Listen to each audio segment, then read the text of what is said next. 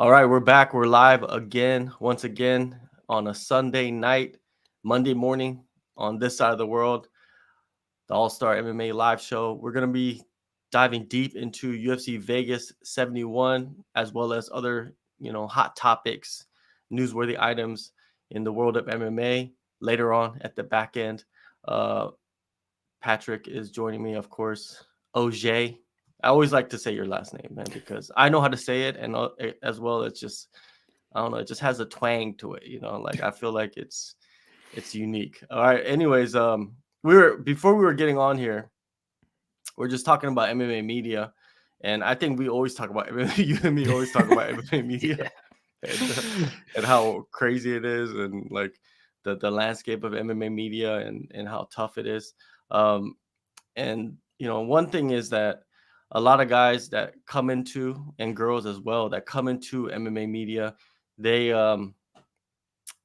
kind of, man, it's hard to say like what most guys are doing, but a lot of individuals are just doing it for free, and that's something that I feel like you shouldn't be doing, and you're kind of lowballing yourself as well. It's like you're trying to, like, I guess, get in the door, so to say, but you're better off creating your own content. You're better off doing your own thing first and honing your skills before getting hired by somebody, right? Even if it's like a lower tier, mid tier website or outlet, what I mean? Don't just go for the low hanging fruit, what I mean? Because you're lowballing yourself. Like if you're getting paid $5 to do something, and someone else is getting paid $50 or $100 to do the exact same thing, you're lowballing yourself. What I mean? You might as well hone your skills on your own. What I mean? Nowadays, people have like Substacks, people have like their own vlogs, they have you can make your own YouTube channel and create your own lane, and then like gain some popularity. And there's some guys that have done that, what I mean? And now they're in very, very good positions. Now they are in high paying jobs because of that. But it is very rare for a guy or a girl to go into working for websites and getting lowballed and then becoming like that. They just burn out. Yeah. And we've seen like how many people you see come and go, what I mean? Oh, I'm the best interviewer in the space. Like, I'm getting this person and that person. And then next thing you know, 3 months later, they don't even exist. They're gone. It's just, it's the long game, as well as,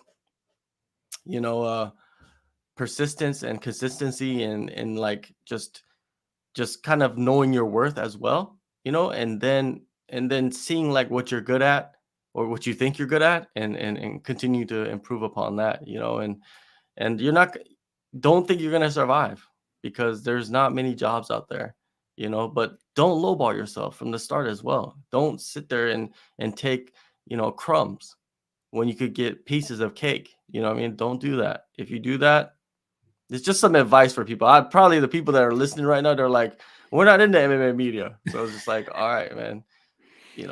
Me and Pat, we talk about that all the time. We'll get into some of that stuff later on in the show, but let's get into the card, man, the main event of UFC Vegas 71. Curtis Blaydes. Everybody's talking about his wrestling. Everybody's talking about his grappling. Everybody's talking about he's learned his lessons in the past of standing with devastating strikers, or not even devastating strikers, just devastating power, like opponents with devastating power. And he's learned this lesson. What is going on? Like, you would never see, I don't think you would see John Jones do that. We've seen John Jones at heavyweight, and even Cyril Gane doesn't have like the devastating power that a Francis Ngannou or Sergei Pavlovich has. And he goes in there and barely stands and goes in there, clinches up, takes him down, and chokes him out like instantly. What was Curtis Blaydes doing?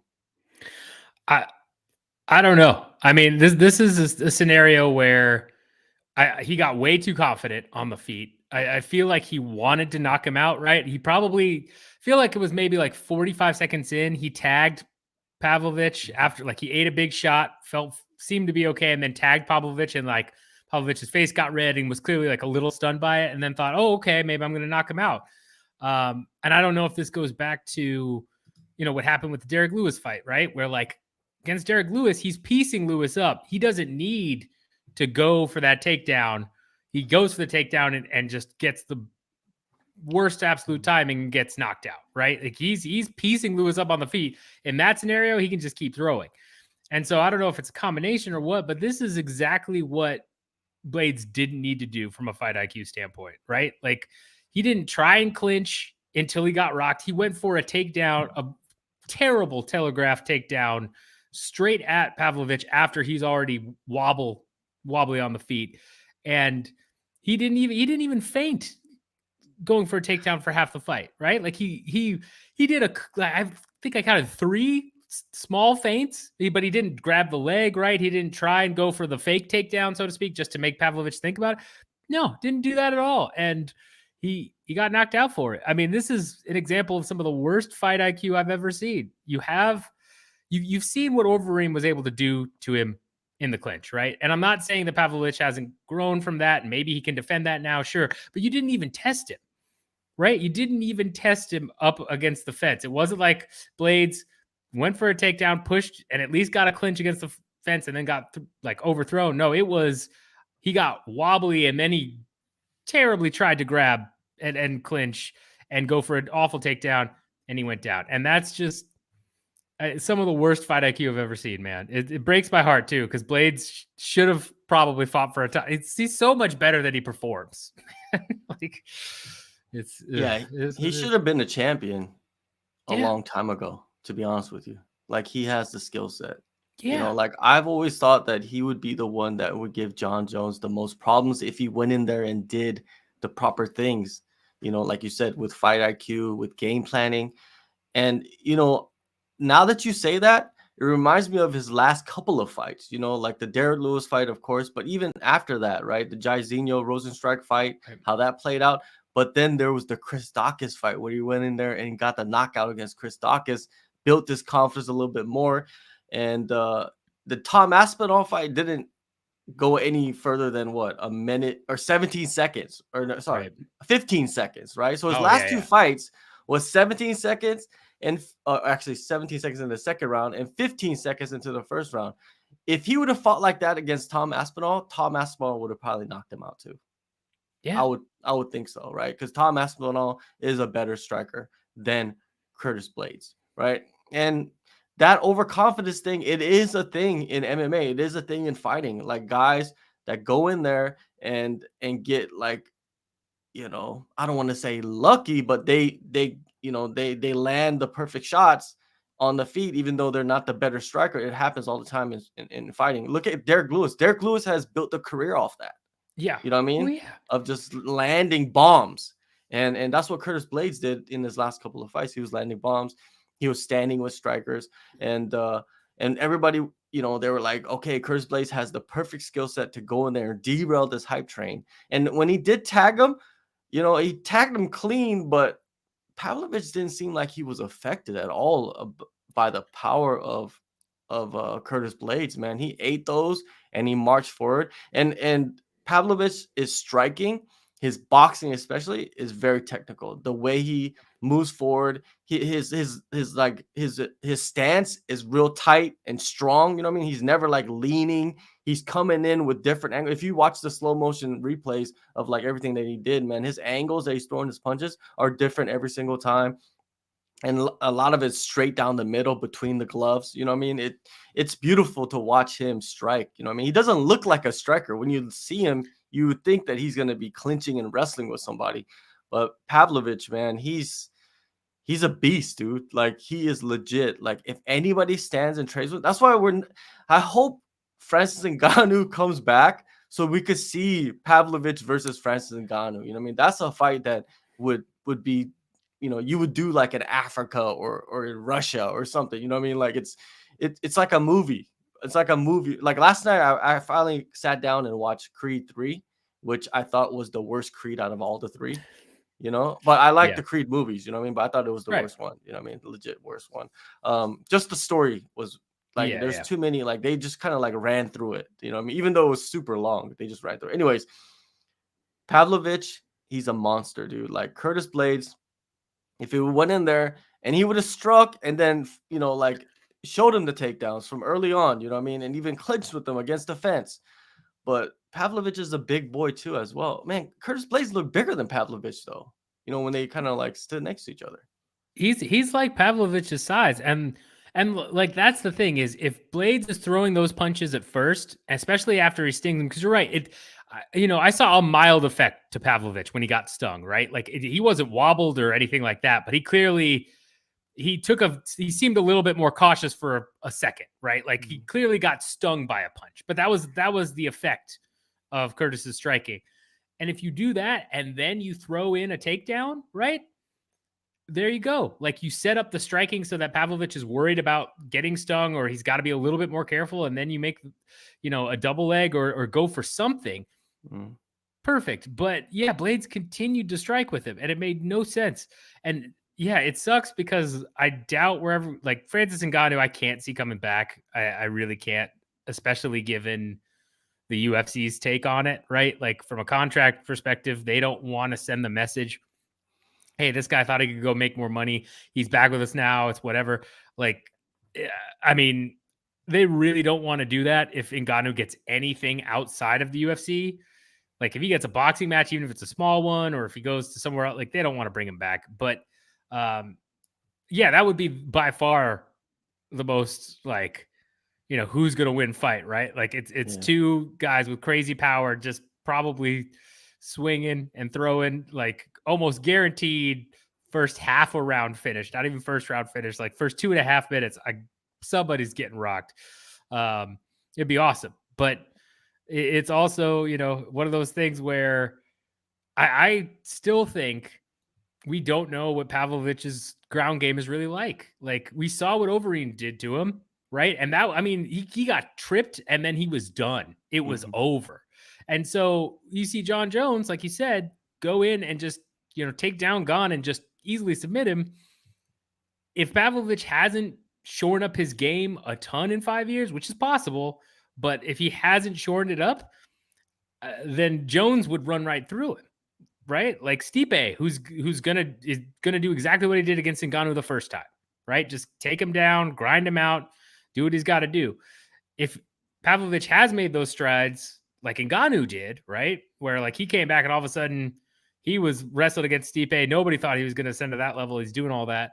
Then it's a super interesting fight, but we just don't know because we didn't see it. I mean, Pavlovich's combined time in the last 6 fights is what, like 5-6 minutes, like one round, basically. If that, like it's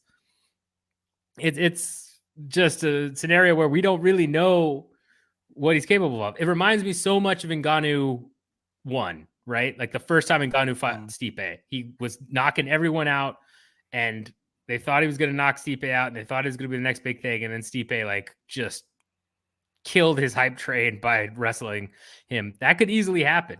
But I mean, Curtis is as big as Pavlovich. Pavlovich is not he's not as big as Ngannou, right? Like he's not a massive heavyweight.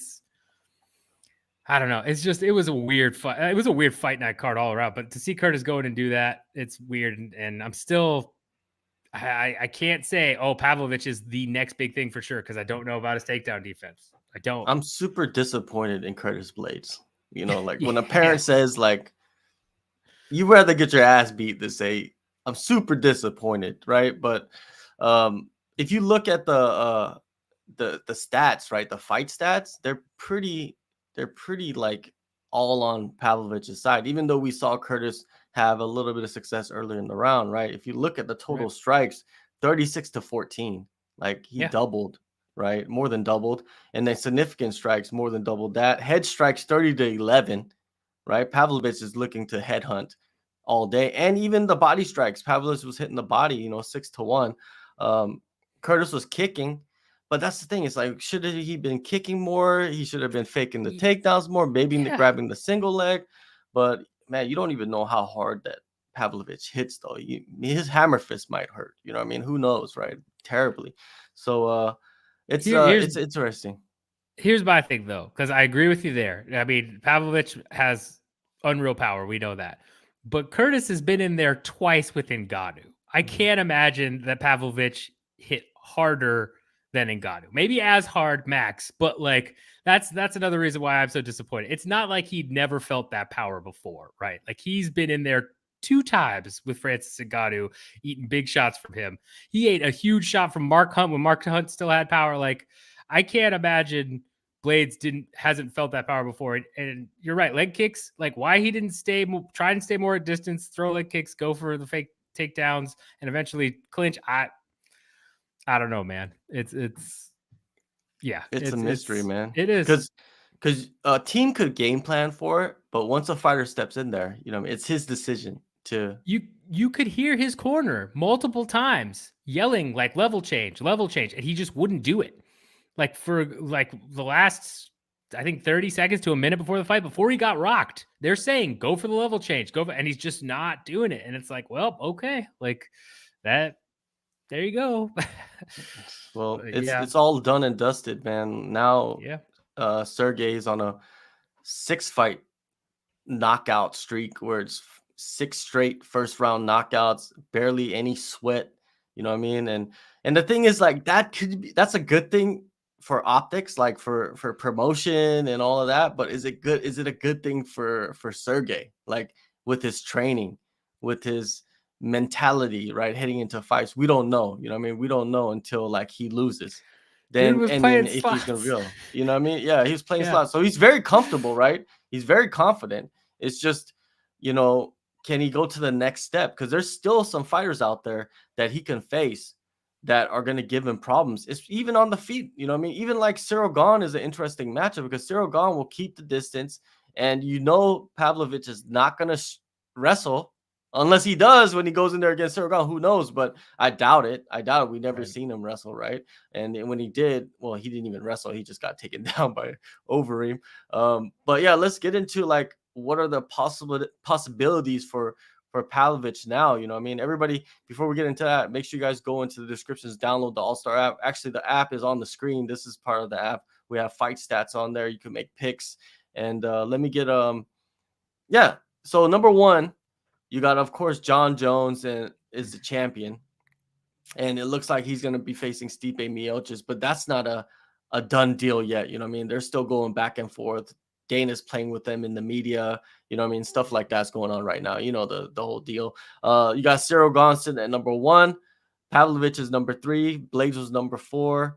Tom Aspinall's at number 5. I think the only options you have is to put him against either Cyril Gahn if they put the fight between John Jones and Stipe together, or you slide him in against John Jones if Stipe doesn't play ball, because Stipe's been out for so long, right? It would be better, to be honest with you, it'd be better to have Sergei fight John Jones, right? Because it's a bigger threat. He's been more active.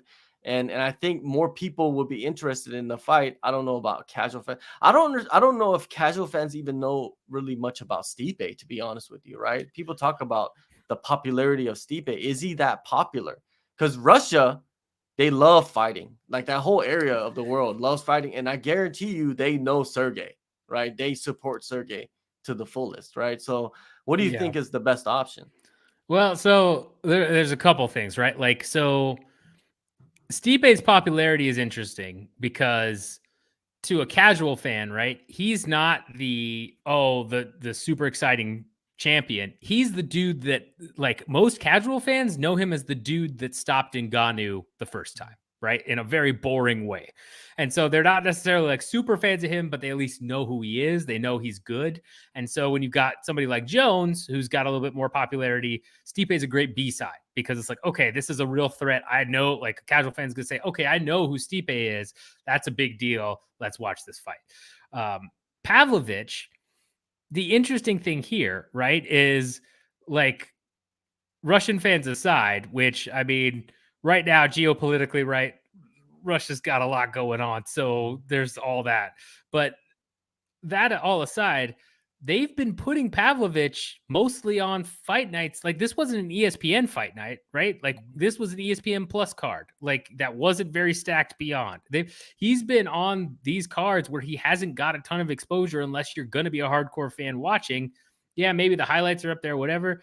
But he's not drawing in the numbers necessarily that tell me that he's a huge draw. Like, I know he's been on, I think he's been on a pay-per-view once or maybe twice in somewhere on the card, but not on the co-main, I don't believe, which would be a little bit more of a draw, and not positioned in a way that, in my opinion, the promotion believes, okay, he's really drawing big numbers here, right? Like, not that I've seen anyway. But like you said, I mean, it makes all the sense in the world. He's a major knockout guy. I think if he doesn't lose to Overeem, I think they're pushing him to the moon. But he lost to Overeem pretty badly in his debut, so they kind of, takes the shine off a little bit for the casual fan. But I think Gane versus Aspinall is the way to go, with Pavlovich as the backup fighter, like you said, for Stipe Jones. Is let Pavlovich go get paid, put him in the picture, like, so that they know who he is on the broadcast, right? Because I think that'll be big. So if you've got a pay-per-view with Stipe and Jones and it does well, they're going to know this is the next contender. This is the guy who's knocking everybody out. That will expose the casual fan to him. I think that's the way to go. Because if you put him against Aspinall or you put him against Gane, that's a good fight. But, the casual fan isn't going to necessarily tune into a ESPN Plus card, maybe even an ESPN card where that's a headliner. Like, they might, but you're going to get more exposure on the pay-per-view with Jones Stipe, which is, greatest heavyweight of all time in UFC history, right? That's how they're going to bill Stipe, versus Jones, the, arguably the GOAT of all time.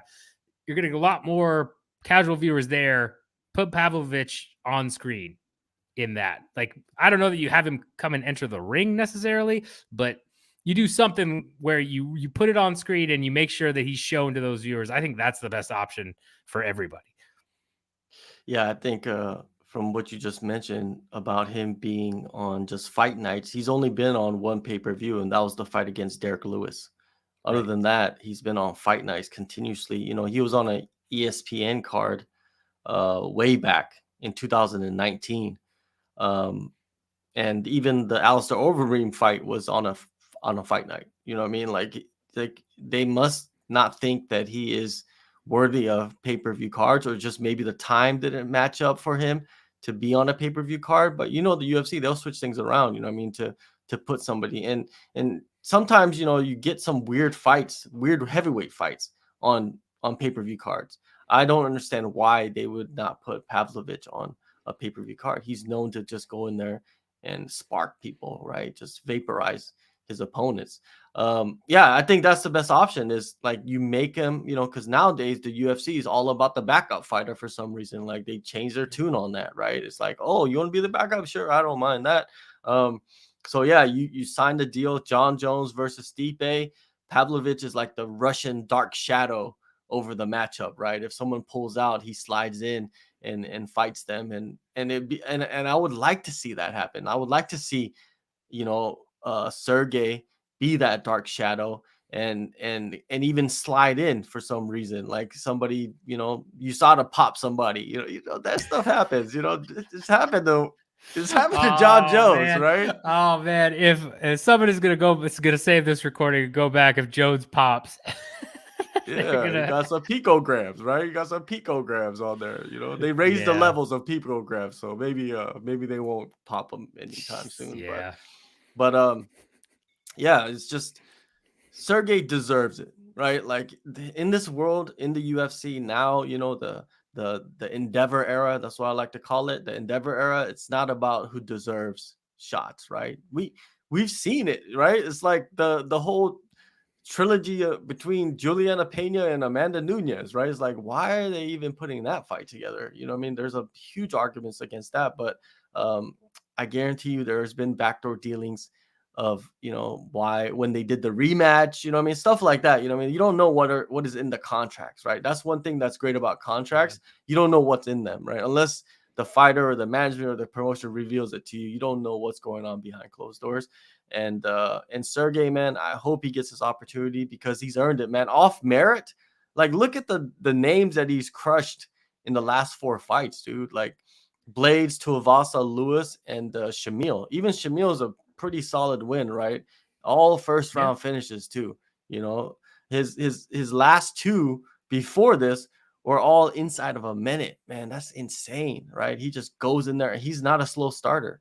You know what I mean? And I love it. I love it. I love watching Sergey fight, and you should too. You know, what I mean, you should support it. You should retweet it and like it or whatever. You know, he seems like a funny guy. I wish he would speak English. Like if he would speak at least like as much as Habib did, you know, when he first started speaking English, I think it would change a lot his perception, right? He seems like a funny dude. You know, like he seems like one of those dudes that would have some quirky answers to Yeah, I some, mean, you know, the some fact he's just playing slots before his fight is like hilarious. And like, yeah. yeah, he definitely seems like it would be quirky. And yeah, I mean, look, it's I'm not saying it's right by any means, but it's proven that like, you know, if you speak English, you get more of a push from the UFC. Like that Mhm. just is the case, right? I can think of maybe 3 fighters, not even like who have gotten some sort of a push who cannot speak English at all. Like that's just kind of how the UFC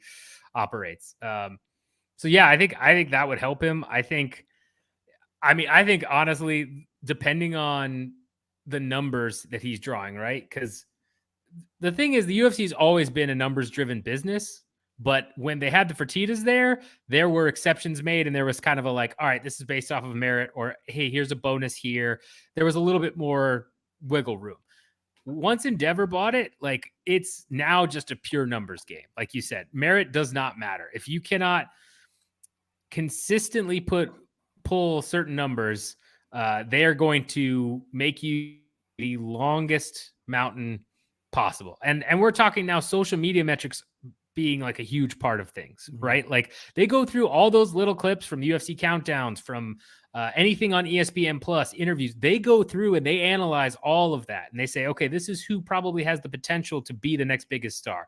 Chase Hooper, right? Like was pushed even though he didn't necessarily have like a huge background and he was younger, it was kind of whatever, but he got a bit of a marketing push initially off of his Contender Series fight because his, you know, views were drawing so well. Rose Jr., who just fought, right? People thought I was crazy for picking Christian Rodriguez in that fight, but if you watch Rosas Jr. in that first fight, right? He's getting overpowered because his body isn't fully grown yet. He's not quite. Mhm. I think last time we were on the podcast, I talked about this, and so it was one of those things where, like, okay, I don't know, they should be pushing him this fast, this far, but his numbers, his for on YouTube, on all the other stuff, went nuts. So they push those guys to the moon when there's certain social media metrics and other things that back it up. Pavlovich must not have those. And I can't imagine what's happening in Russia doesn't hurt him, right? Because there's just an overall sentiment right now with that country that kind of skews everything. You'll notice a little bit that there are a couple Ukrainian fighters that have gotten back on the scene lately. And again, I have no idea if it's tied to anything or not. It's just something of, I've kind of noticed like, okay, this person was cut or not really fighting, and all of a sudden they're back or they're doing right. Like there's clearly things going on in the background, but I can guarantee it's all based on numbers. Like something Oh yeah. must be not clicking with Pavlovich that they don't want to push him the way he should. Because you're right, he's six first round knockouts. The guy's a machine. Like I don't understand why he isn't fighting for a title. I'm surprised he had to go through Blaydes, honestly. Like he should definitely be fighting for a title next, though. Yeah, he doesn't have like, like the Derek Lewis personality, you know what I mean? Because Derek Lewis pumped numbers, right? Like he would have Yeah. that my balls are hot moments, you know what I mean? Like those things are huge into pushing him into title fights, right? He's popular whenever it's a Derek Lewis fight week. Everybody's on it, right? Everybody wants to know what he has to say about this person or that person because Derek Lewis rarely does interviews. He kind of like goes away when he's not fighting, and then when he comes back, and it's like I respect fighters like that as well. You know what I mean? Like they're not all doing interviews, they're not in the media, they're not posting all the time. They're just kind of like they do their thing away. When they come back, their personality shines. Tai Tuivasa is the same exact way, and he beat both those guys back to back, right? Like you would think Yeah. like their popularity would carry into his popularity, but it doesn't work like that. It doesn't. Like you don't No. like derail hype trains and then get fans from that. It doesn't work that way. You know what I mean? You have to have something. You just can't be like a good fighter. You just can't be a great fighter. You have to have something extra to where people like look at your social media or whatnot, whatever, you know, I mean, your YouTube or your videos or whatever, and they see something that's entertaining that they like about you, right? And that's what it is right now in MMA or just in the UFC, right? If we PFL is not like that. PFL is just Right. about putting people in there and, you know, running a season and having a tournament. Whoever wins wins. You know what I mean? It's not like they're promoting one guy more than the other. You know what I mean? They're kind of the way that they're running their media is like they give every single fighter their opportunities to do interviews and to pump up themselves. You know, if they want to talk shit, they could talk shit. If they don't want to, they don't want to. You know what I mean? It's up to them. They're not pushing them. It's not a popularity contest. But now in the UFC, it's a popularity contest. That's part of it. And I have no problem with that. If that's what they want to do, that's what they want to do. And some fighters can play the game. Some fighters can play the game, you know what I mean? And they know. And all they need to do is play the game and win fights. And you know what I mean? And sometimes they're going to give you the matchups that are going to allow you to excel, right? Like Paddy Pimblett, like they're going to give you the matchups, Sean O'Malley, you know what I mean? They're going to give you the matchups, and then they're going to give you the matchups that's going to test you. And if you get past that, then they're going to push you even more. They're going to give you even more money, right? And those guys are showing you like this is a pathway for you, right, in the UFC, right? But it's not just the UFC. You can make money elsewhere. But if you want to make the money in the UFC, this is what you need to do. 10 fight win streaks, you know, like Leon Edwards right now is having problems, right? Because, you know, they gave him the opportunity to win the belt. They probably didn't even think that he was going to win the belt. But Right. now he's won it and defended it. Now he's got some power and now he's pushing back. And they don't like that. They don't Nope. like that. And he's talking about like he's not taking fights, you know, they don't like that, you know what I mean? The only fighter I think in the modern era that doesn't like promote themselves, but they have a whole country behind them, and there's a lot of money and a lot of dealings that happen with this country is Zhang Weili. That's the only fighter that is massively popular, and she doesn't speak really much English, and she doesn't really promote herself that much at all. But there's a lot of money being pushed around in China, in this area of the world, in Asia, because of her, right? And it's not her fault, you know what I mean? Like she's actually in a fortunate position that she's a great fighter, and on top of that, she can Right. not play the game and still like get all the opportunities. And now she's the champion, right? It's just Yeah, it's no, I mean, again, like she she did what she needed to do to become champ and to, you know, she's a great fighter. And like in terms of her personality too, like her English has improved so much, right? Like from when she first got in, where she could barely speak any at all, to now it's improved vastly. And she does promote herself occasionally, right? You'll hear little tidbits of her saying this and this, but like, yeah, she's not out there constantly on social media, constantly making noise or what have you. And yeah, she just timed it perfectly. And she got, again, a major push right out the get-go, right? Like she fought 3 people, I think, on the way to the title, or maybe even it was 2. It was Danielle Taylor, and then I know she fought Tisha Torres. She might have fought somebody before Torres, but like she got a title shot off of Tisha Torres, which like I like yeah. Tisha Torres, but like that's wild, right? That's clearly getting pushed to get that first title shot. And she just, like, again, great fighter, deserved it. But it's similar to Cody Garbrandt too. Same type of deal, right? He beats who was it? He like Stun Gun Kim, or no, not Stun Gun Kim, the other Kim, and then he beat somebody else that was ranked like number 7 or 8. Almeida. I think he beat Almeida. Yeah, Almeida. he beat Almeida at like 7 or 8, and then he instantly jumped up to Yeah. Dominic Cruz at the time, right? Like it Yeah. was kind of like, whoa, like this dude just came out of nowhere, but they saw a star in him, they pushed him, and I think that's also the cautionary tale for them, right? He goes out there, he dominates Dominic Cruz, looks like he's the next biggest thing. He's made a ton of money. He's their new poster boy. And then he proceeds to go out and lose a bunch. And he's still drawing. They're still having him fight, but he's, you know, not exactly what they thought he was. And so It's harder that's for American fighters, though, I think. For American fighters, it's harder. Of course, you do need to have that English and all that, but it's harder for them to become a star. Yeah. Because there's no like country pushing you. You know what I mean? Like Zhang really has a huge following in China that's pushing her. They got TV deals with China, and when they have TV deals, they need to have a face. a Yeah. face that looks like their face, you know what I mean? A fighter that can speak their language, you know what I mean? Like it's, like I want to go back to a point of like Stun Gun Kim, right? Stun Gun Kim was like a welterweight, he was ranked, he decent skill set, but Yep. was he like one of the best fighters in the world at that time?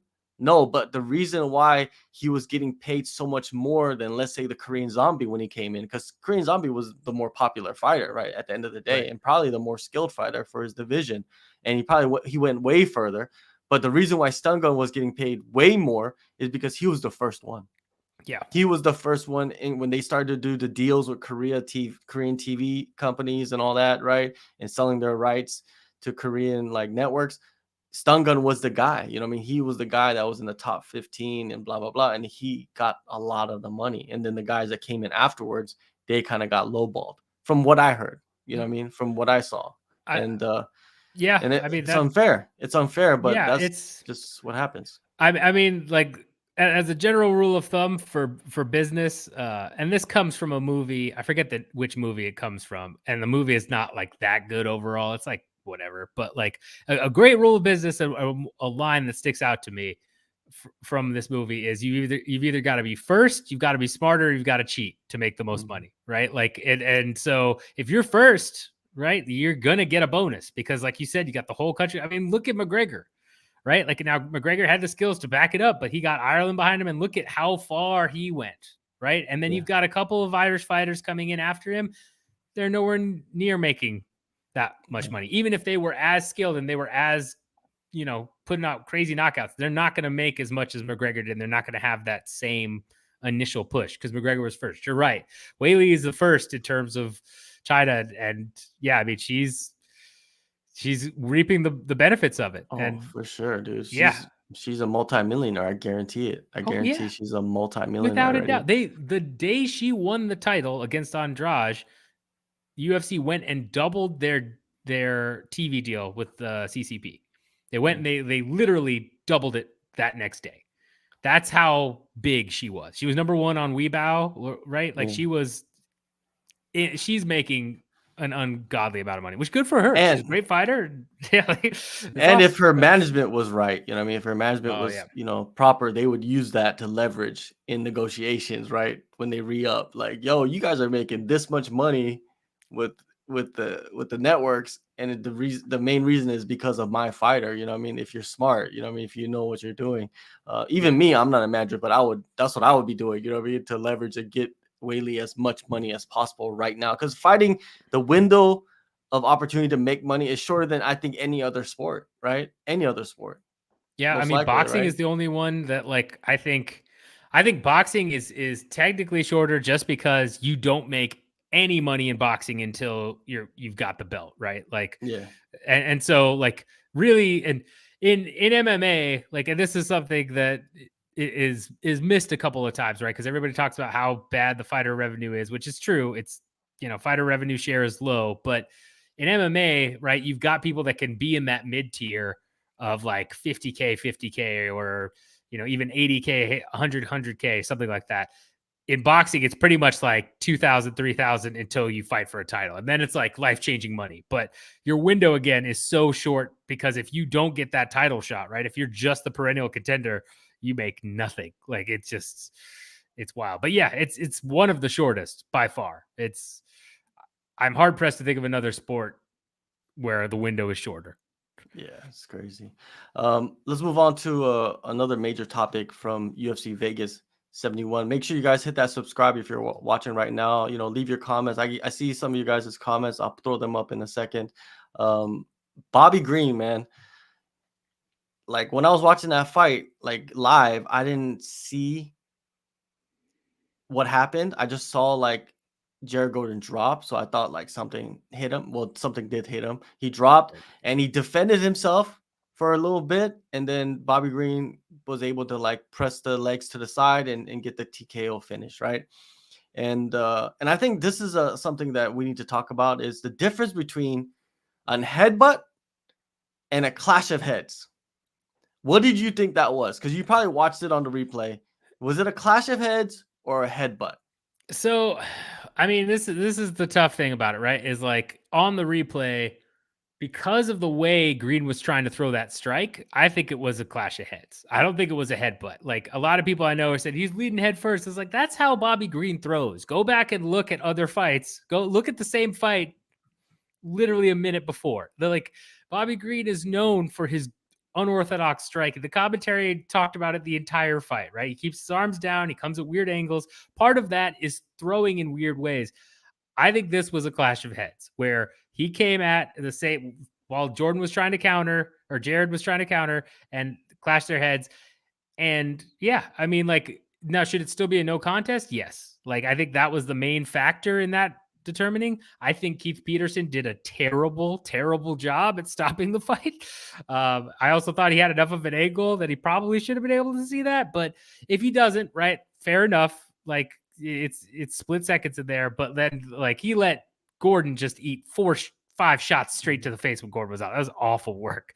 But yeah, I mean, it's a scenario where like that's a clash of heads to me. Like a headbutt is I'm trying to think of the last known headbutt. There was somebody that intentionally fouled and did like a headbutt on the ground, was holding somebody down on the ground and like used their head to hit. And it's like, okay, that's a headbutt. But this was, I don't know. What did you think? I'm curious, but I'd go clash of heads.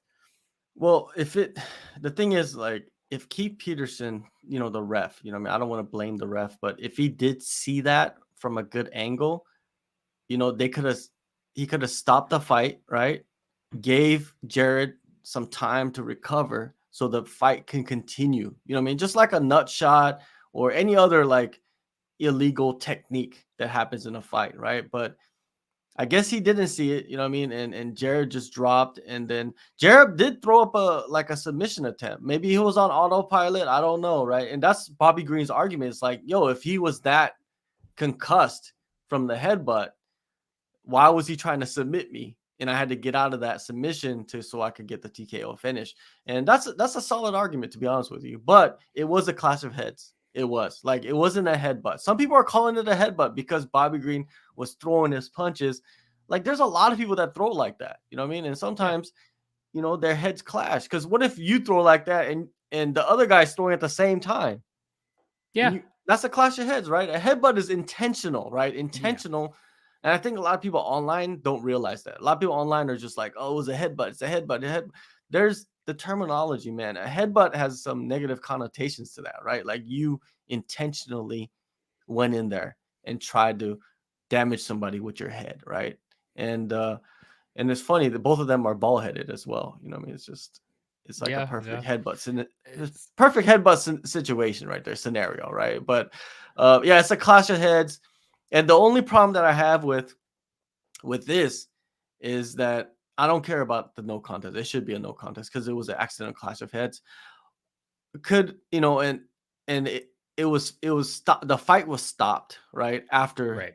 The punches were thrown. So like, you can't go back on that and be like, all right, Jared, you ready to go? Like, we're gonna give you 5 minutes. No, man, it's over. Like, you're done, right? But the money. Yeah. Nobody wins, nobody loses. It's a no contest. It should be automatic that both these guys get paid their win money, right?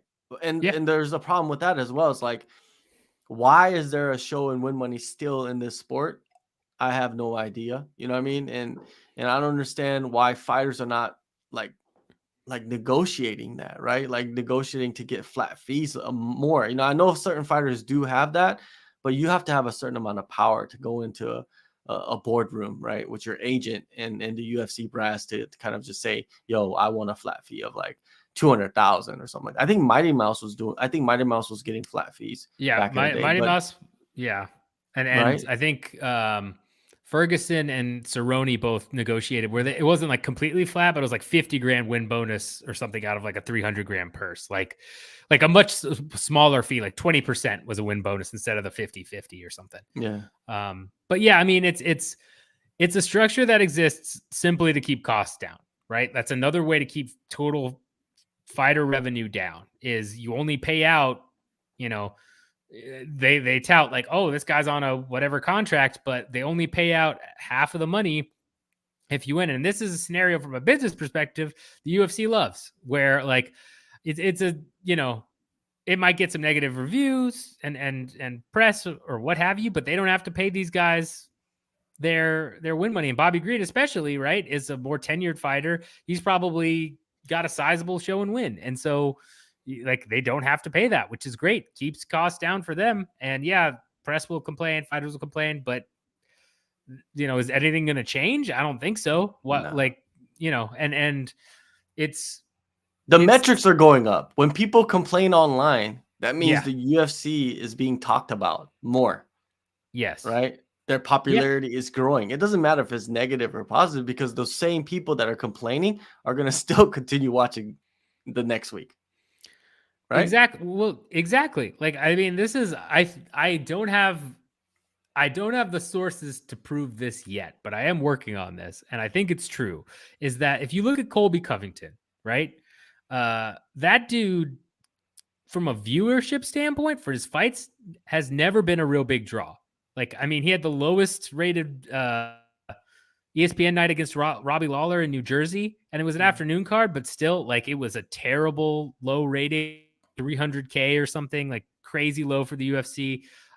His pay-per-views have not been super high, especially when you consider his side, not just like the A side or whoever else he's fighting.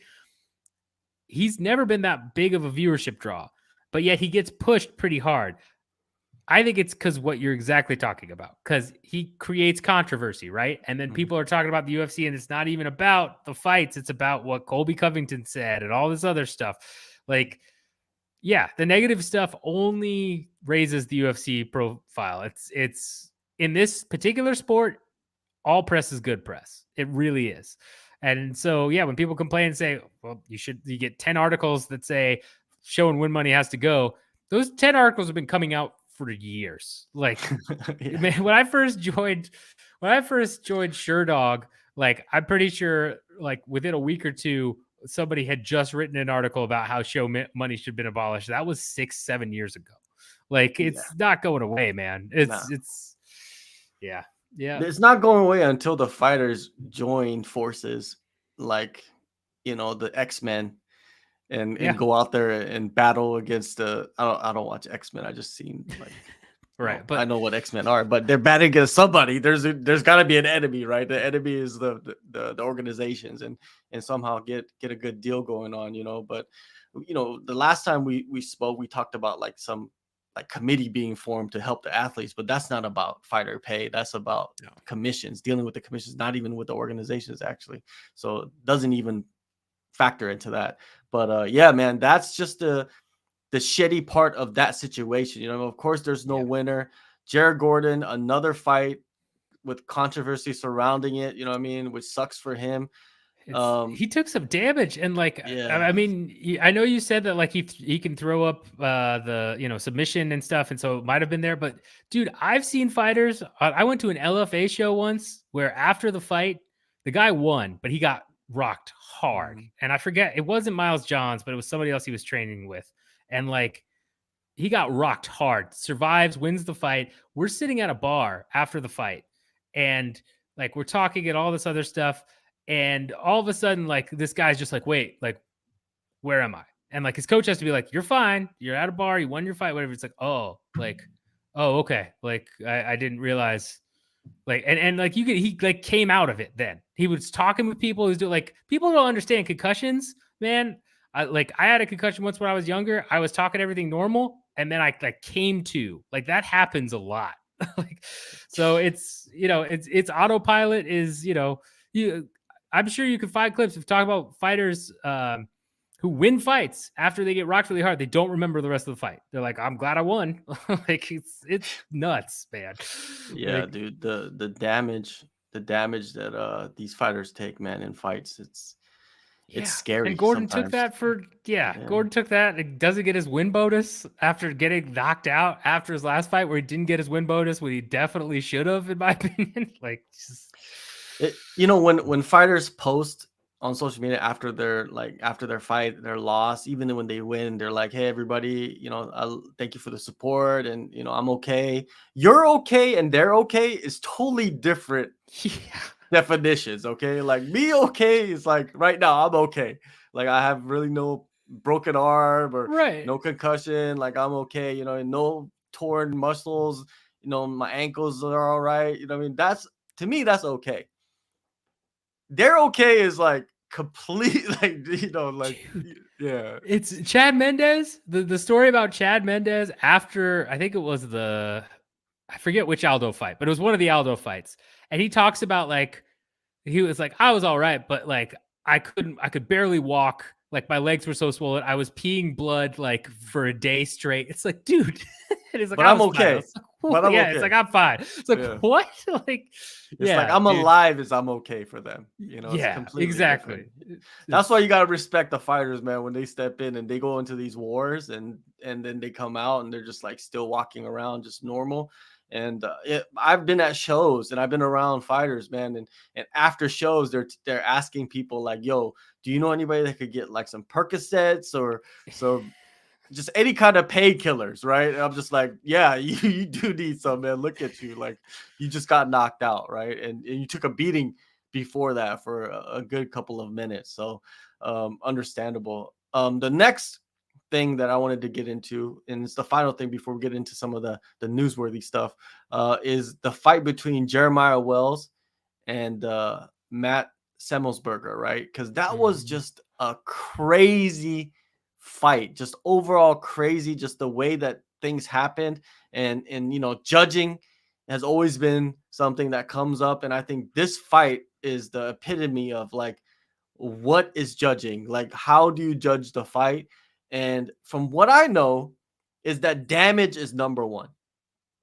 Damage in the criteria, damage is number one. So let me put the stats on the screen from the fight between Wells and Semmelsberger, right? So if you look at the numbers, right? If you look at the numbers, Semmelsberger Semmelsberger landed 39 strikes, right? Against Wells. Wells 86. Now, Semmelsberger's strikes were pretty much 99% were landed on the feet. He got Yeah. two knockdowns, but I think that he rocked Wells at least three or four times in that fight, Yeah. right? And Yeah. twice he got knocked down. And significant strikes, Wells landed more significant strikes. And I don't understand how that would be a possibility when a lot of those strikes were on the ground, right? And they were kind of like peppering shots, right? Um, and he had way more control time because he took him down for most of the rounds, right? And he controlled them 11 minutes to like a minute and a half. 6 takedowns in that fight. Now, what I wanted to ask you, Pat, is that the first round, right? He goes in there, Semmelsberger just starts just putting the hammers to Wells, right? And Wells, that boy got a chin on him. Let's just put that out there first. That boy got a chin on him. Puts the Yeah. hammers to him, knocks him down, puts him on Queer Street. I don't know what kind of street you want to call it, but you could call it Queer Street. And he kind of went into autopilot in that fight with the takedowns and controlled him. And he did a great job of adjusting. But the knockdowns happened in the beginning of the round. Clearly, he almost finished the fight a couple times in that first round, and the judges still gave Wells the first round. Like, how? Like, does that make sense? And imagine if Wells controlled him for the first 4 minutes, and then Semmelsberger got up and did the same exact thing that he did in the first round, but the end of the first round. Like, how would you score? Would it be different? What do you think? Yeah, I mean that's a great question. So I think you're right in that if um it's it's an interesting thing with judging, and damage is, well, I don't know. Let me preface it with this. So damage is key to an extent, right? But there has been this renaissance as of late, spurred by out a couple of people where like have acted like, oh, we've been judging wrong the entire time. You actually have to judge this way. And it's like, well, like there have been changes, right? But like judges are supposed to be up to date on those changes. So despite what some people are saying that like, oh, we've all been judging wrong this entire time, like that's not true. Like it's just not. But when it comes to the criteria, right, and the way you interpret it, everybody's going to have different interpretations. People are going to come from different backgrounds. I think generally, if Semmelsberger lands those strikes at the end of the round, he probably steals it. But I mean, I don't get round one. I don't. I don't understand Wells winning round one based on what I saw. But at the same time, I'm not necessarily opposed to Wells winning the whole fight because it, it's hard to say, right? That like, because it's effective damage and grappling, right? Like, and it's all about technically being close to finish of the fights. You know, something that never, according to the, if you're reading the rules, like verbatim, like as the hard truth, you have to interpret it that way exactly, is how many times have you seen someone win a round because they've almost got a submission? Right? How, like, say a guy gets pieced up on the feet and then they go down to the ground, he's not landing strikes, but then he almost locks into submission. Guy who pieces the other guy on the feet probably wins the round, right? Technically, according to the rules, the guy who almost locked in the submission should probably win the round because it was closer to finishing the fight. But everybody's interpreting it as, oh, like damage is everything. It's all about striking. Like, I don't know. It's such a weird, that is definitely one of those fights where it pits the judging criteria to the test depending on how the judges are going to interpret it. But I'm not necessarily mad at Wells winning the fight. Round one, I thought because the damage was so overwhelming, you should have given it to Semmelsberger. Two, yes, he got the knockdown and it was great, but then Wells controlled and damaged. For me, the other piece of this is, right, like, this isn't kickboxing. This is, you've got to incorporate grappling, and it can't be completely secondary to striking, which is what I feel a lot of the push has been lately is, okay, grappling's great, but it is secondary to striking. Striking is everything. And it's like, no, like that can't be that way. Cause otherwise it's just going to be, everybody's going to learn how to defend takedowns and it's going to be kickboxing matches, right? Like, why would I not just learn how to wrestle and then make my striking amazing if I know that striking is going to always be at a higher criteria than grappling? Like, there has to be a balance. So it was a tough fight to score if you're, going by the criteria, but I thought Wells won, and the way I always look at it too, which I know a lot of people give me crap for, but is, imagine this is UFC 1, right? Imagine there aren't rounds broken up in between. Is Semmelsberger ever getting up? Is Wells going to just sit there and continue to grind on him and punch on him, right? Like, it's tough. I could argue, right?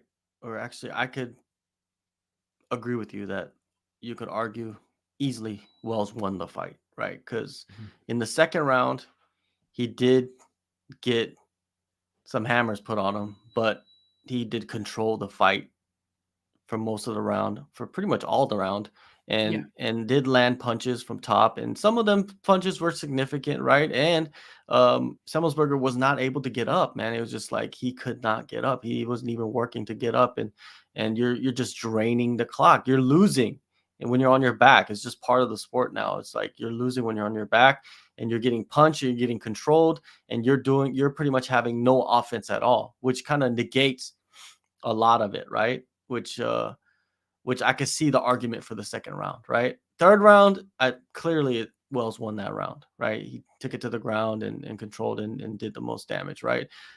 But the first round, man, like that round, man,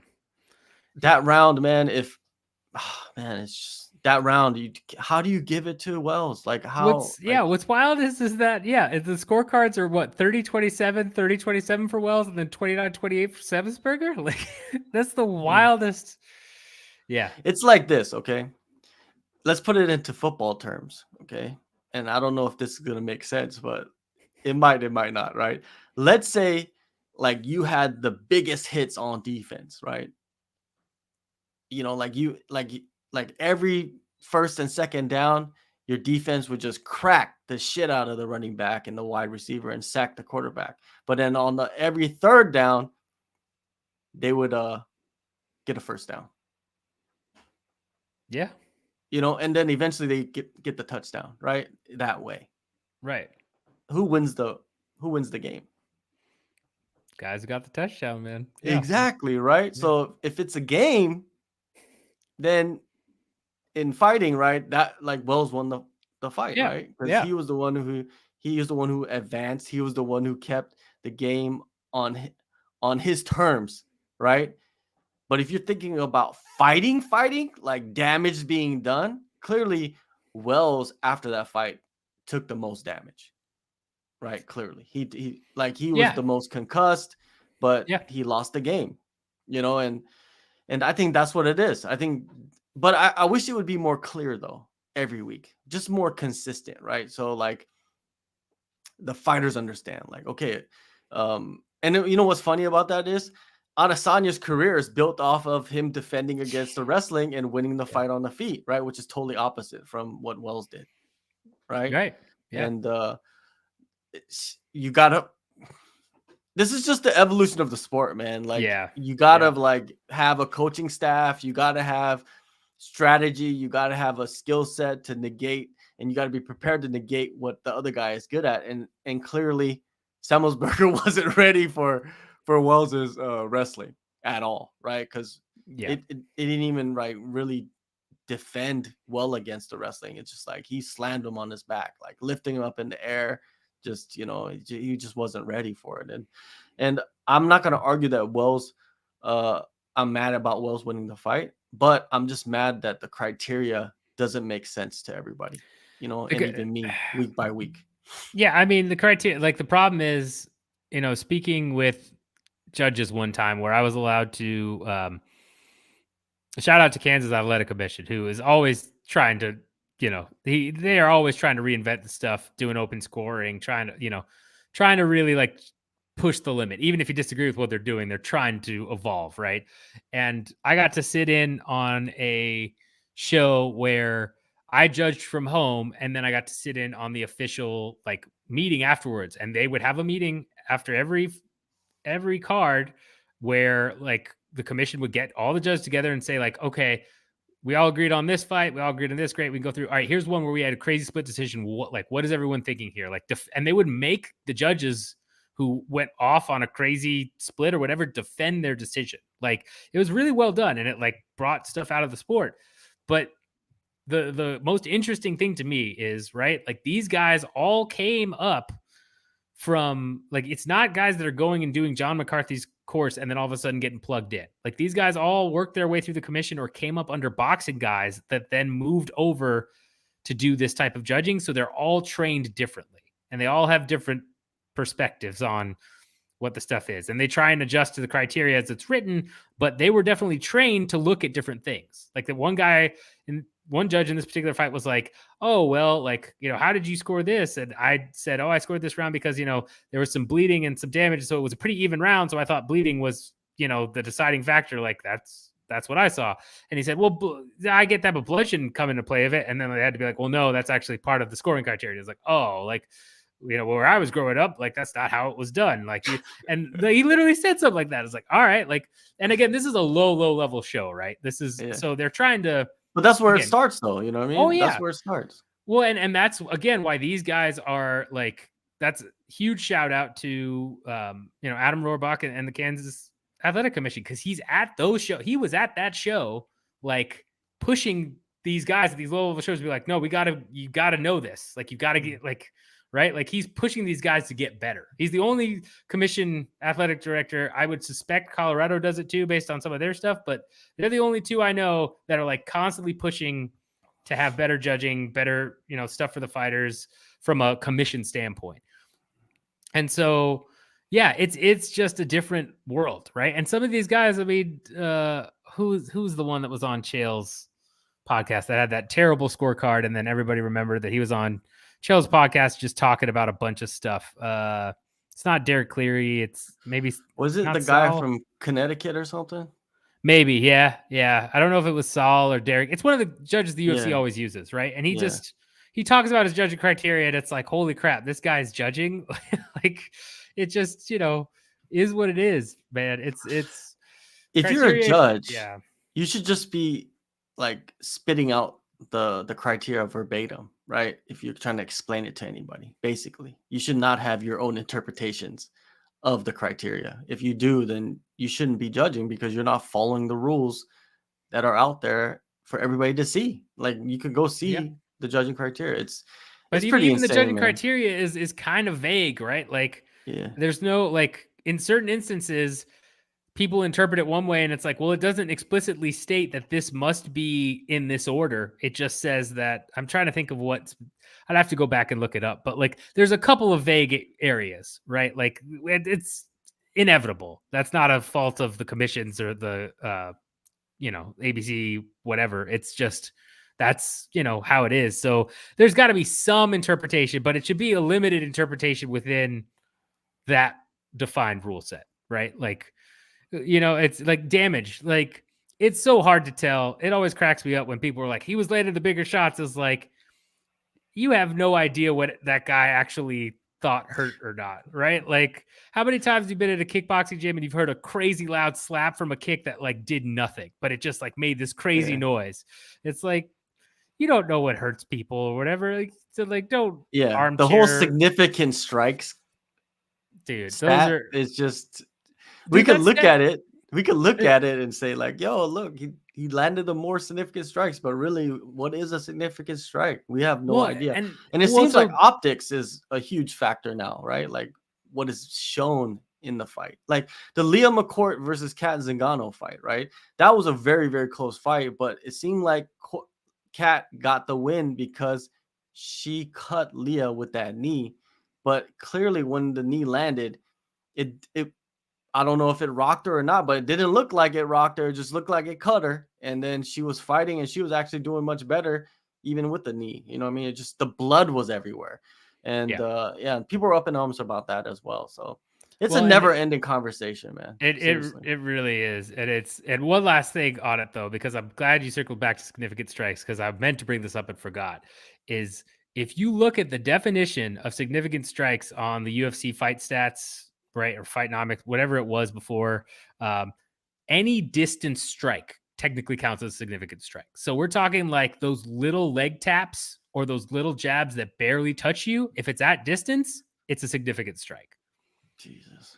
So like a ton of people could like say, oh man, significant strikes, it must have hit hard. It's like, nope, it's literally, it says in the definition, if you go on the website, look, like it says any at distance strikes. So those little taps where you're just like, the shots I'm talking about, the little kicks to the leg that aren't real hard kicks, or the little whatever, all count as significant strikes. Like I guarantee Curtis's whatever it was, like 16 or whatever, like those two leg kicks and the two little taps definitely counted towards them because they were at distance. Like, and I threw this tweet out there yesterday because that got me thinking after that Semmelsberger fight against Wells.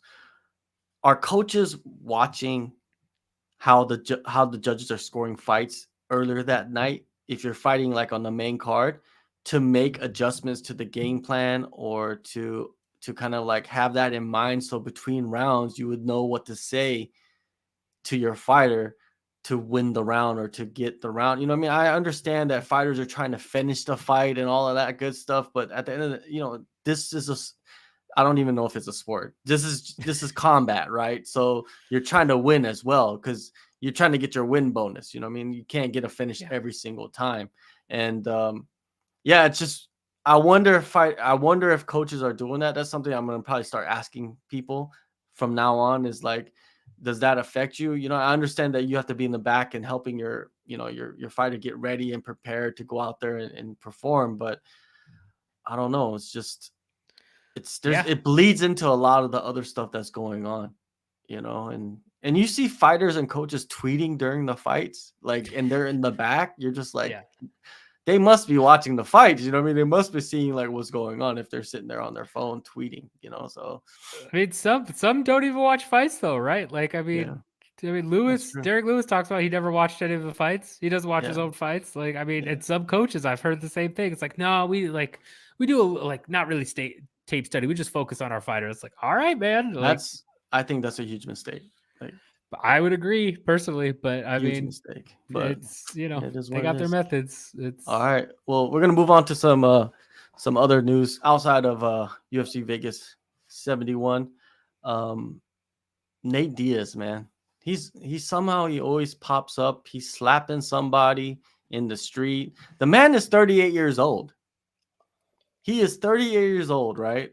Yeah. He is a millionaire, like richer than he probably would ever have dreamed of, right? Beyond, if you would have told me 15 years ago who would be a bigger star, Nick or Nate Diaz? Everybody, I guarantee, would have said Nick Diaz. They would Yeah. have said Nick Diaz. But now we live in an alternate universe where Nate Diaz is the bigger star because of the opportunities and because of, like we were talking earlier about how you take your opportunities and you take advantage of them, and that's what he did. And now he's a master star. He's going to be boxing Jake Paul, and he's one of those like cult figures now, right, in the sport, Yeah. where he's a big paycheck fighter. He's the A side, so to say, in a lot of situations. And he left the UFC on good terms, and now he's out in the boxing world taking advantage of that, and he's going to be probably making crazy money in this next fight. Oh, But yeah. he's still out in the street getting into cult altercations, choking dudes unconscious. And this, I wonder, right? Let's put this on the screen because I saw this, man. it's just funny to me, man. That It's wild. It's yeah. Nate Diaz Okay, gonna Nate Diaz. Oh yeah, there he is. So do you think, Pat, that he really thought that was Logan Paul? No, I don't think that at all. I doubt he thought that was Logan Paul, but Nate Diaz, Nate Diaz is one of those guys, right, who has always kept it himself, like always kept it real, by the standards of like he's always been who he is, and he's never backed down to anything. If you challenge Nate Diaz on the street, or you cause some shit like this is happening, I mean, yeah, he's gonna choke you out. Like that's not surprising me at all. Like, dude, Nate Diaz could be 60, he'd still be trying to do this. Like, he's never gonna change. Man, it's just, Well, yeah. if Oh you watch the gosh. video slowly, let's break it down, right? The guy comes up to Nate Diaz, right? I guess he's a TikToker or something like that, some kind of like social media guy or influencer or whatnot. He goes up to Nate Diaz. He has his hands up, and he's pretty much saying, it looks like he's saying that he doesn't want to fight. Like, chill out, dude. Like, Right. And then what Nate Diaz does is he moves forward and gets him in like a clinch position, and then puts him in a choke. It looks like a guillotine, right? Some Yeah. variation of a guillotine, and he chokes him unconscious instantly. He even throws in a couple knees for some added spice, right? If you see it, if you look at it right there, he just throws like a one knee. It's a one knee. Oh, he throws one knee, Oh, yeah. and then the dude is out, and he just drops him, dude. He's lucky that dude ain't dead, because that's straight concrete. You know what I mean? Yeah. There has been Yeah. many times in the street where guys get like knocked out unconscious and hit their head on the concrete and die, or get like Oh, yeah. brain damage. This is a lawsuit, dude. Like, if I'm Oh, this for TikToker sure. guy, I'm suing Nate Diaz for everything that he has, because that could have been murder right there. That could have been a possibility of someone being dead, and it's him. You know what I mean? Him being on social media, he should not be on social media. The guy that is the victim, I don't even know his name. He should be quiet. He should be getting with his lawyers and then watching this tape and dissecting it to get every single penny out of Nate Diaz. It reminds me of like when Conor went and threw that dolly at the bus. Right. And I believe Michael Chiesa sued Conor McGregor. And I'm guaranteeing you Michael Chiesa is a millionaire right now. Oh, yeah. Right? Like, how much money do you think? How much money do you think this guy could get for an assault on the street that he was not trying to attack somebody? Actually, he was attacked, and it's on video. You cannot fight this in court. Like, they're gonna just play the video to the jury. Yeah. No, I mean, like, and I'm sure they'll try and say like, oh, he was instigating by saying something, right? Like, I mean, the Diaz's lawyer would come up with some defense, but like, yeah, I mean, that video is pretty damning, and you got to imagine they'll probably just settle rather than like and give him a bunch of money. That's what he did with the whoever got hit by that water bottle in the Conor Diaz fight press conference, right? Like, because Conor threw a water bottle and then Diaz threw some stuff, and they both like hit people or something. It both just settled. Like, the same thing will happen here. Like, I mean, yeah, this is a lawsuit for sure. Whoever the TikToker is exactly what you said. You shut up. You don't say anything else. You get a lawyer and you immediately file a lawsuit. Like, without a doubt, you file a lawsuit. there's millions, right? Like he Oh could get. yeah, And do you think easily. that's why Nate Diaz is still fighting as well? Is like because he lost a lot of money from lawsuits that we probably don't know about, you know? I mean, I doubt it, just because because he still was getting paid crazy money in his last fights in the UFC, right? Like, Yeah. and he got a ton of money for the Conor fight and the Conor rematch. Like Conor fight alone, he got a bunch of money off the pay per view buys, and then the Conor rematch, he got like lots of money. So I doubt he's lost all of that. And he had his weed business for a while. When he was sitting out. Like, I mean, he might have. It's very possible he's lost money. Like, don't get me wrong, and he's mismanaged it, and he does need to fight. But I don't think it's because of lawsuits alone. Like, because I'm pretty sure that's why Nick Diaz had to come back, right? Didn't he basically say it's because he needed money? Yeah. Like Yeah. why would that is very odd as well. Like why like if your brother is Nate Diaz, why would you be needing money? Well, I You know what I mean, mean? Like they're yeah, supposed to be super tight, right? They're part of the Nick Diaz Academy, right? NDA, they're the army, right? They're always rolling around like deep, right? Everywhere you go, they're rolling deep and they're always getting into altercations with people. And yeah, man, if Nate Diaz slapped me, I'd be suing the shit out of him. yeah. Like No, in the I mean, street, like that's assault. yeah. Oh, You yeah. slapping No, I mean, somebody is an assault. Like that coach that was with what's his name? Dylan Dennis that got right. slapped in the street in New York. Like that dude should be suing Nate Diaz. Like you become a target, right? But the funny thing about Nate Diaz is, and I think like the reason why everybody is so attracted to Nate Diaz is because Nate Diaz is rich and he became this massive star, but he still acts like a fool.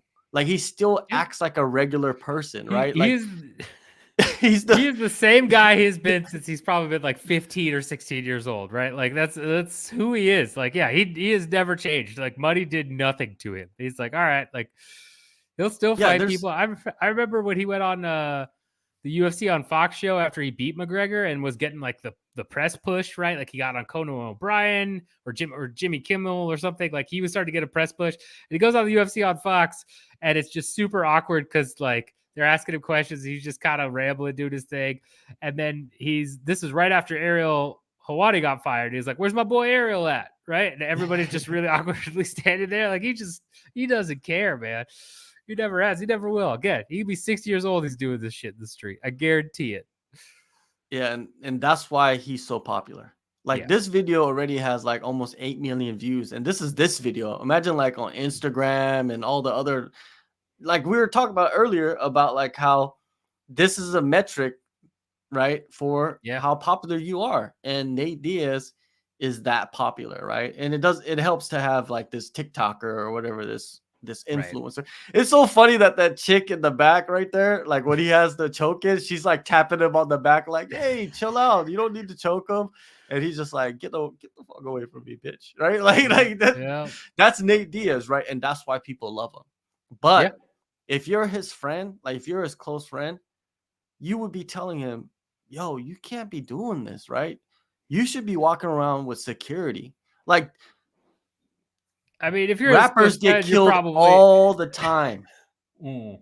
right? Rappers get killed Yeah, all the that's time, true. Yeah, right? It only takes one crazy person. It only and that's he's true.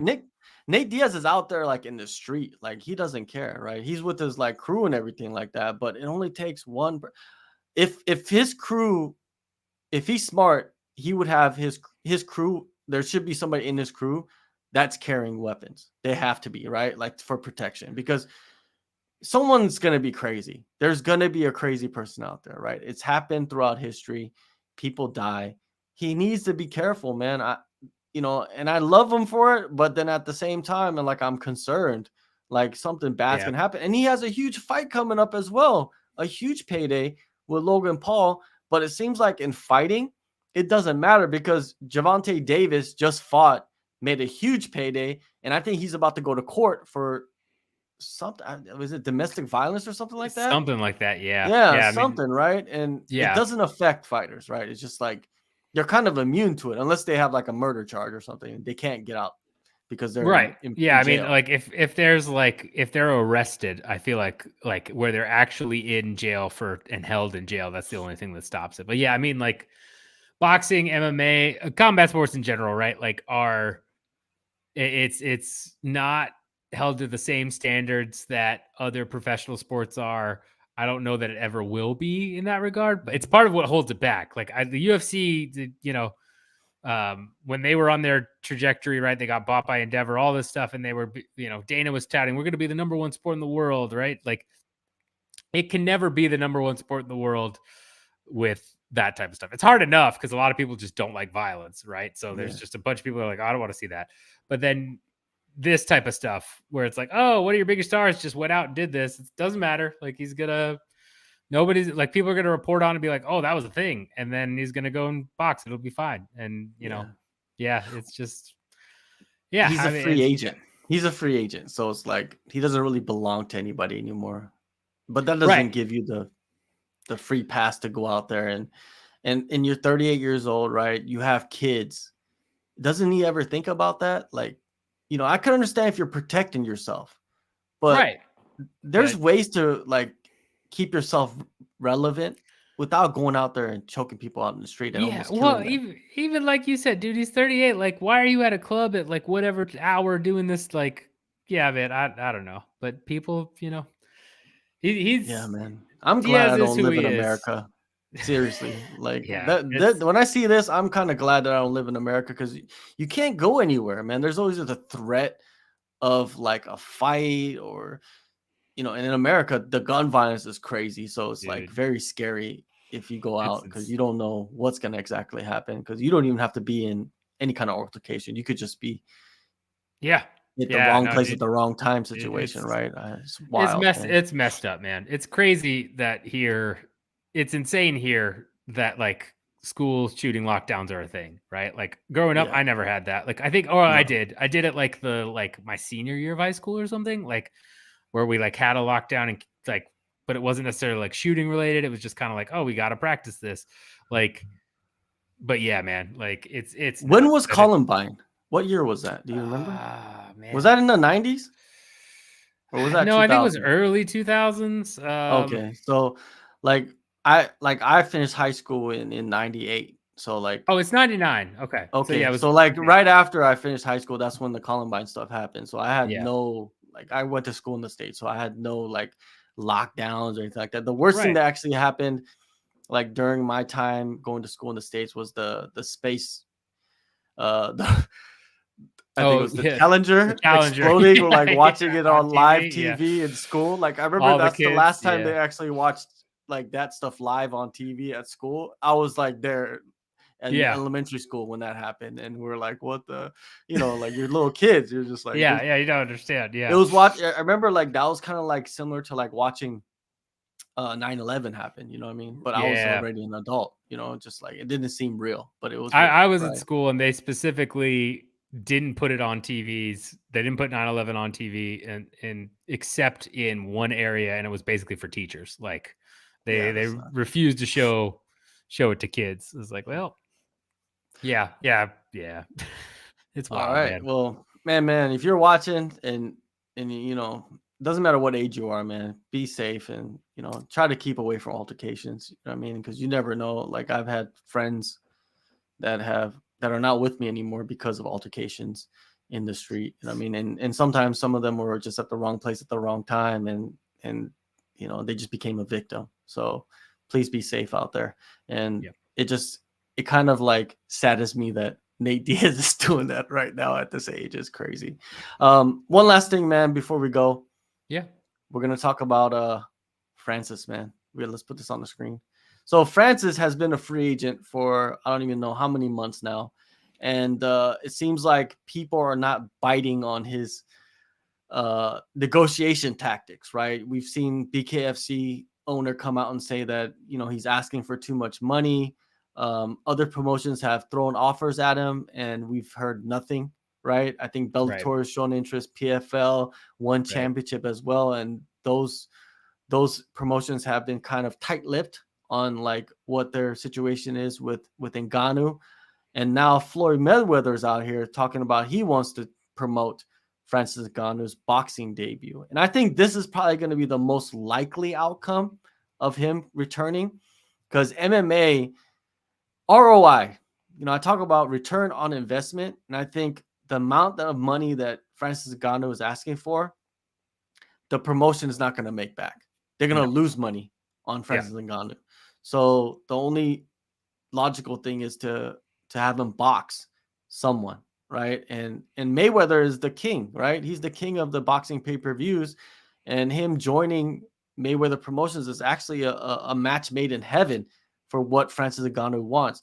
Is he going to make the money that is Floyd Mayweather going to make the money, right? Because I don't know. I don't know. We haven't seen him box, right? We don't know what type of matchups that they could bring him, right? Because it seems like I saw an article about how Francis Ngannou actually leaving the UFC right now is the worst time to leave because boxing is tied up in the heavyweight division with all these like super fights happening, and he's probably not going to be able to find the right opponent. You know, Deontay Wilder has been talking about he wants to fight Francis, but that's Right. just talk, right? There's a lot of talk. What do you see in this, Pat?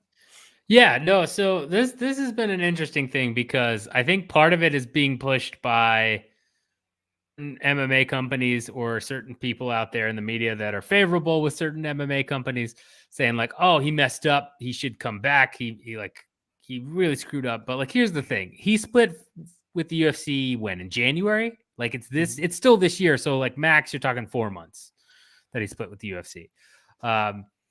And yeah, things are tied up right now with the announcement. They're trying to do like a tournament or whatever, like super fight with Wilder and Joshua and Usyk and Fury going on. I don't know that will happen, right? They've been trying to do Usyk Fury for God knows how long. So it's kind of all over the place.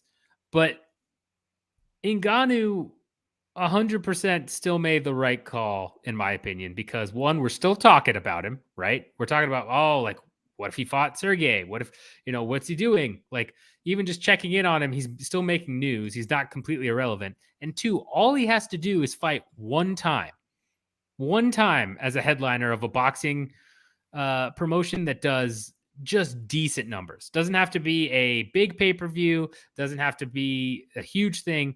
If he fights Wilder, or he fights, someone in the heavyweight division that's like a name and can get even just a certain amount of buys generated, doesn't have to be anything crazy, he's going to make more money than he ever did in the UFC in one fight. And this was what he was always talking about, where he wanted to do boxing. It was something he wanted to do while under UFC contract. They said no, it wasn't going to be a McGregor situation. Okay. He is made he's built up enough, and he is made to do boxing with his power, right? Like he could go out there and lose, that's fine, but he's going to get the money, and that's what he cares about right now. Like that's clear. The PFL, One, Bellator, they never fielded or offered anything. In my opinion, I doubt any of them offered anything close to what he was looking for in good faith, and most likely didn't match what the UFC was originally going to offer him, right? So why would he take those? Like, if you're not going to match what the UFC was offering while he was on his last fight of his contract, why in the world would you take down one championships, Bellator, PFL? Like, why would you do that? Doesn't make any sense. So I think it's just going to take a while, and that's fine. But I think he still made the right call. And as of right now, I think he's still going to end up making more money than he ever did in the UFC, like, which is the goal. Like he said, ROI. Like he's going to, even if it takes him a year to sit out and then get in the ring, if he gets in the ring once, he makes more money than he ever did in the UFC. I would like to see Mayweather sign him, but kind of build him. Yeah.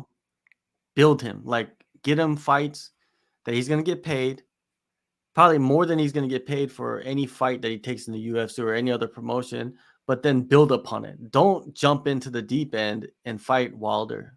Get him like a mid-tier boxer, someone that he could, because that's how boxing works, right? They put you into a fight where you could have a 90% chance of winning, especially with the power that you have. Get a highlight reel knockout, get another one, and maybe after 2 fights, right? Then you take on somebody that's a contender. Maybe you get the Wilder fight, because it's hard for me to see Ngannou just jump in and fight Tyson Fury. It's just hard for me to see that. You know what I mean? I don't know why Yeah. it's hard for me to see him just jump in and fight Wilder. You know, because why only take one payday when you could get 4 or 5 paydays? Well, because there's risk, right? Like the key is if he goes and he fights Wilder right away, right? That's guaranteed money. That's money in the bank. He could get his lights knocked out. It could be terrible. It's money in the bank. He goes and fights a mid-level guy, and that mid-level guy beats him.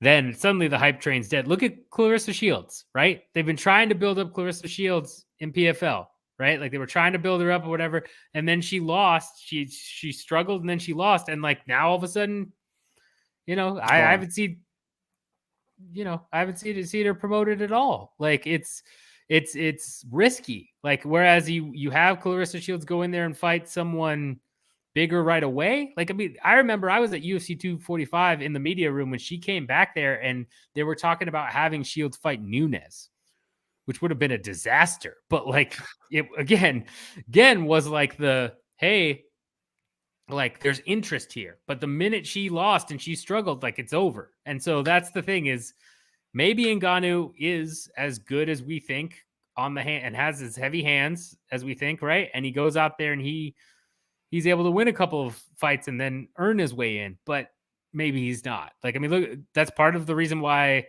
Jake Paul has been smart building and fighting, Ben Askren and Woodley, guys that like aren't real challenges, and using that to build his name is because then when he gets to, the fight where he loses it, okay, like he loses against Tommy Fury, like, well, okay, that was rough, but it was close, and I've got enough of a build. I'm gonna rebuild. I'm gonna fight Nate Diaz. That's another real name, right? Quote unquote in the sport. I don't know. I get why Ngannou's going straight for the cash cow, because if you make one mistake, it's over, and then you're never going back to MMA too, because you mess up in boxing, right? Like, say you lose to some unknown heavyweight in boxing. Like you've lost all your leverage. It's all gone. And it's like they have no interest in you once you go and lose in boxing outside of McGregor, because he fought the greatest of all time. And it seems like a lot of people are putting Ngannou on the pedestal as McGregor. And I think that's an illusion, because McGregor was like at that point, McGregor might have been higher up in popularity than Mayweather, and that's what made that match, that's why he was able to come in without no boxing experience and take that fight, because he basically was the A side. And that's why Dana White wanted to come in and promote it, because he knew that he had the A side power in that deal, right? In this one, Francis's popularity is there, but it's not that McGregor level, man. Like there's a huge difference. Those are different planets right there, McGregor and Ngannou, right? Francis wasn't even the most popular UFC fighter when he left. Like exactly. Adesanya and Jones still had bigger draws than him. Like, yeah, so you could argue that's why it's hard for me to that's why it's hard for me to believe that Ngannou will go out there and fight a Wilder like immediately. I think that he needs to have like some kind of warm-up type of fight to show that he's able to do something. I think you're right. I think the thought is, right, Wilder is the perfect target because he's already lost to Fury multiple times. If he goes out there and loses again to, or I think they're talking about him fighting Joshua, right? So let's say he goes out there and Joshua beats him.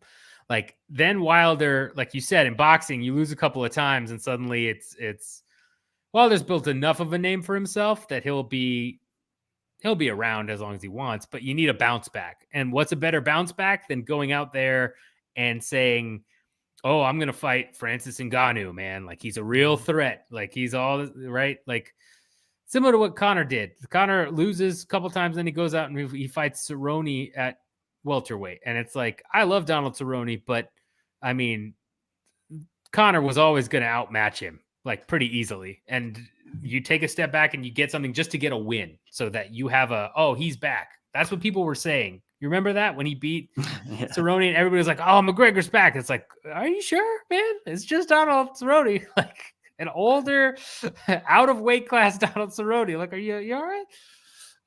But yeah,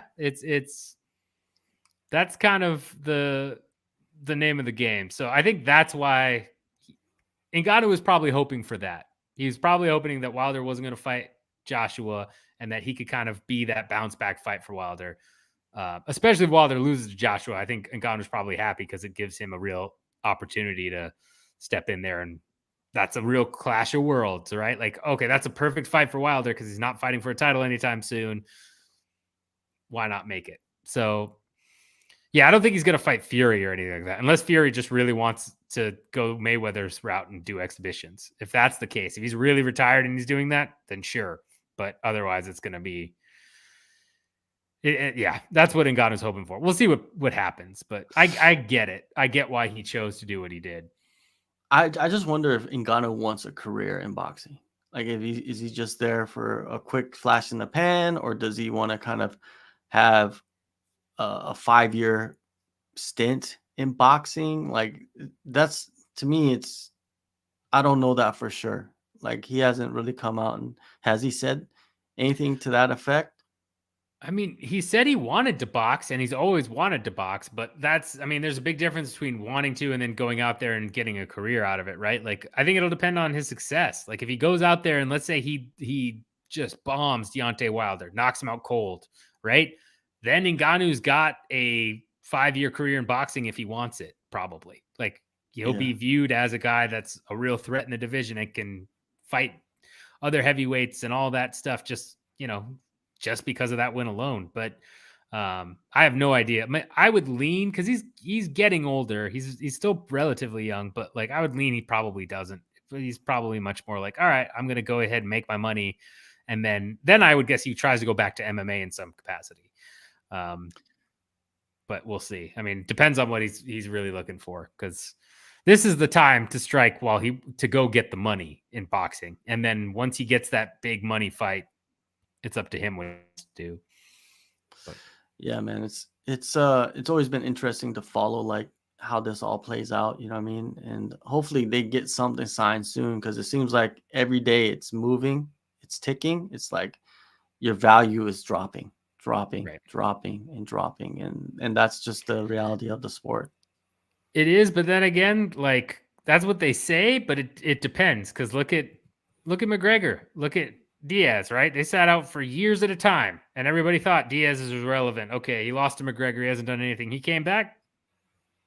He's boxing Jake Paul and gonna probably make way more money than anybody in the UFC did. Possibly, man. Hey, thank you everybody for joining us, and make sure you guys go in the descriptions and download the AllStar app. We'll be back on Thursday night at 10 p.m. Eastern for the pick show. Pat, appreciate you coming on, man. Everybody go follow Pat on All Day OJ. It's right there on the screen. You can follow him and his podcast at Sherdog.com, the Fight Business Podcast. He will have one up shortly. What's the topic? Do you have a topic for the next one? So this one has been delayed. Like, while recording this, I was supposed to record it yesterday, and so I'm going to record it tonight. This dives into more of the Bellator sale aspect, because there's rumors about Bellator being sold, right? And so you just had the UFC and WWE get.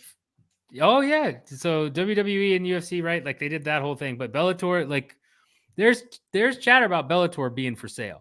Paramount wants to sell Bellator, so I'm going to look at a couple options, and we're going to talk about some of this stuff, especially given what happened with the WWE UFC stuff that has been wild. But that, yeah, Bellator, yeah. Imagine if one championship swallows Bellator. That would be awesome. Just like how the UFC swallowed Strikeforce and WEC and Pride, right? Like, the reason why the UFC is a big part of it is because they swallowed those promotions, right? And took a lot of the fighters, and a lot of those fighters became some of their biggest stars.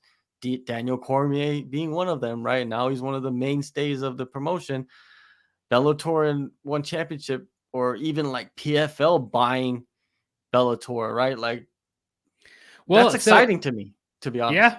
I mean, and so it's exciting to me too. And it's crazy because there's, like the wildest thing is Bellator is the only other profitable, like Yeah. actually making money right now, aside from the UFC, right? Like PFL and ONE are still both in tons of debt. They're being backed by investors. Which is typical startups. That's how it works. But like, yeah, it's wild to look at some of the possibilities. And yeah, that's basically what I'm going to focus on. Is like, All right. who buys Bellator? Like, what makes the most sense? Is it another promotion? Is it a rival to Endeavor's, media conglomerate? Is it one of these other networks that passed on trying to buy the WWE and the UFC? Like, that's mostly what I'm breaking down. That's the main topic. I always have a couple in there, but that's definitely the main topic for this one. Well, I'll be looking out for that. Everybody look out for that podcast.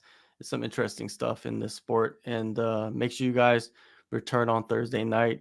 We'll have Pat back on here in a month or two or whenever he has time. The man is busy. Thank you so much, and we'll see you guys around.